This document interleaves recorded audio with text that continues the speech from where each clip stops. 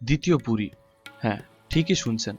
বালাসোর থেকে মাত্র ৮ থেকে ১০ কিলোমিটারের মধ্যেই রয়েছে ইমামি জগন্নাথ মন্দির, যা দ্বিতীয় পুরী নামেই পর্যটকদের কাছে পরিচিত। সন্ধে হলেই সুন্দর আলোকসজ্জায় সেজে ওঠে এই মন্দির। চলুন মন্দিরে প্রবেশ করে বাকি ডিটেলস দেওয়া যাক।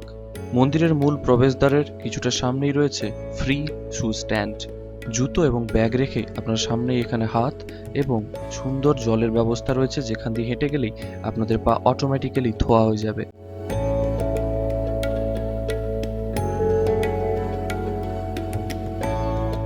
বাইরে একটি স্টল রয়েছে, যেখান থেকে আপনারা বাড়ির জন্য প্রসাদ কিনে নিয়ে যেতে পারেন। পঞ্চলিঙ্গেশ্বর থেকে ফেরার পথেই আমরা এই মন্দিরে প্রবেশ করেছিলাম। আপনারাও পঞ্চলিঙ্গেশ্বর বা বাগদা বীচ বেড়াতে এলে এই মন্দিরটিকে আপনাদের লিস্টে রাখতে ভুলবেন না। একটা মন্দির, যেটা হচ্ছে ওই জগন্নাথ মন্দির পুরীর, ওর আদলেই বানানো। খুব সুন্দর একটা মন্দির, দারুণ অ্যাম্বিয়েন্সটা।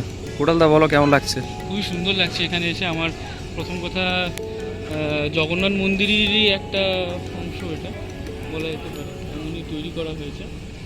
আর এই যে হয় না যে দেখতে বেরিয়েছিলাম এক আর পেলাম আরেক, একদম এটা সত্যিকারে এটাই তো ট্যুরের বা ঘুরতে যাওয়ার মজা। অ্যাম্বিয়েন্সটা দেখতেই পাচ্ছি, সত্যি খুব সুন্দর।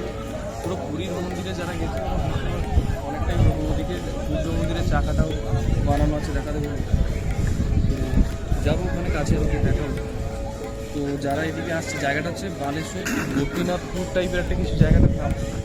আমরা সৌভাগ্যক্রমে এমন সময় মন্দিরে পৌঁছেছিলাম, তখন মন্দিরে চলছিল সন্ধ্যারতি। পরিবেশটা একেবারেই অন্যরকম হয়ে গিয়েছিল। ২০০৯ সালে ইমামি গ্রুপ এই মন্দির নির্মাণ শুরু করেন, যা শেষ হয় ২০১৮ সালে।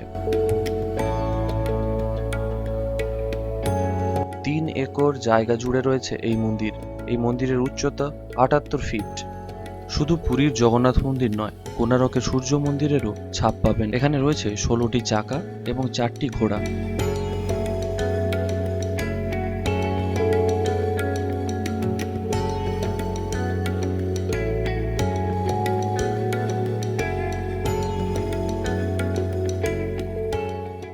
পুরো মন্দিরের আর্কিটেকচার আপনার মন কাড়বেই। মন্দিরের ভেতরে সমস্ত প্রকার ফটোগ্রাফি এবং ভিডিওগ্রাফি নিষিদ্ধ থাকায় আপনাদের ভেতরটা দেখাতে পারলাম না।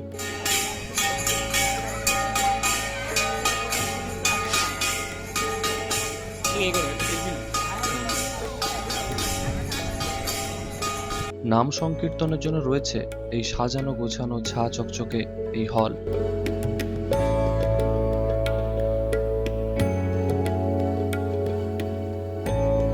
মন্দির প্রাঙ্গণের বিভিন্ন জায়গায় রয়েছে প্রসাদ বিতরণের ব্যবস্থা। বিভিন্ন জায়গায় বিভিন্ন ধরনের প্রসাদ বন্টন করা হচ্ছিল। মজার ব্যাপার হলো, আপনাকে কিন্তু হাত পেতে এভাবেই প্রসাদ নিয়ে খেতে হবে। এটি হলো খিচুড়ির কাউন্টার। এখানে খিচুড়ি প্রসাদ খেয়ে আমরা মন্দিরে প্রণাম করে সোজা চললাম বাড়ির উদ্দেশ্যে। এই ছোট্ট ভিডিওটি যদি আপনাদের ইনফরমেটিভ মনে হয় এবং যদি আপনাদের বিন্দুমাত্র উপকারে লেগে থাকে, তাহলে ভিডিওটি লাইক এবং কমেন্ট করতে ভুলবেন না। তার সঙ্গে সাবস্ক্রাইব করে চ্যানেলের সঙ্গে জুড়ে থাকুন। ধন্যবাদ।